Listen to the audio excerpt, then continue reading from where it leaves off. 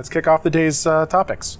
So Jim, another day on the internet and yet another Internet of Things device to worry about. Can you tell us a little bit more about it, please?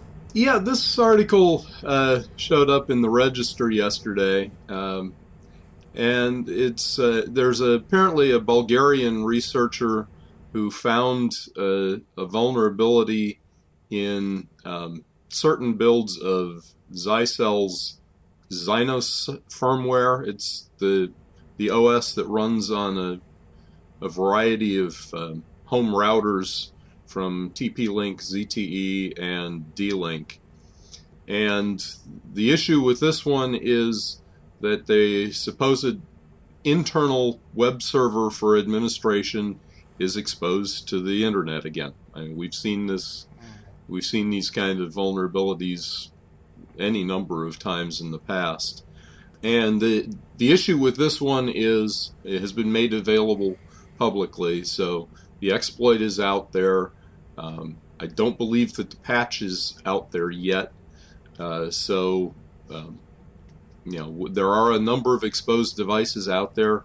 One of the things that you can do if you exploit this is, to reset DNS, primary DNS servers. That's probably one of the big ways of the bad guys would exploit this, is to point things to their own DNS servers so that they can redirect, and man-in-the-middle type attacks against the home users. So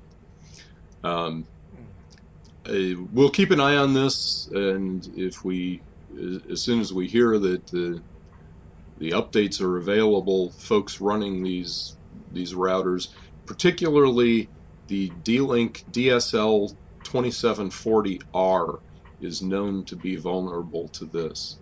So if you're running those and possibly other home routers that run the Zynos firmware, keep your eyes open, and you'll want to do a firmware update as soon as it's available. Now, Jim, what you just described there, it sounds like you're able to make requests to that admin interface. Is it unauthenticated? Do you still have to? No, it's absolutely completely unauthenticated. You can change the configuration without authentication. So one HTTP request and it's done, basically, is what you're telling me. Yep. Jeez. We continue to see devices like this on the internet, right. And it's kind of scary that you would think that even over the brief amount of time that we've seen Internet of Things devices, or even the longer period of time that we've seen home routers being used with a web interface for easy control, right, that this would have been fixed. And this is kind of an old school web bug, application vulnerability. So I guess I shouldn't be surprised, but a small part of me wishes I could be. Yeah, I know what you mean. All right, well, thank you, Jim.